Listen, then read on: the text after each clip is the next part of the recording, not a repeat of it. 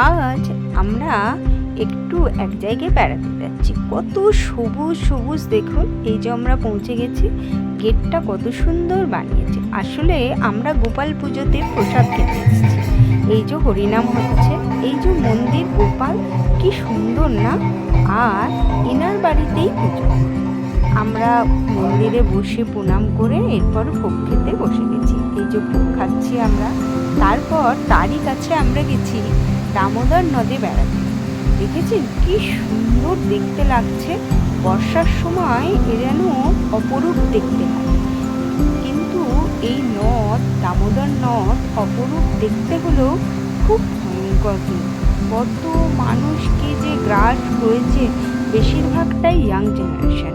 তারপর আমরা দেখে সূর্য, মেঘ আর সবুজের খেলা দেখতে দেখতে চোখ এবং মন দুটোই ভালো করে আমরা বাড়ি ফিরি।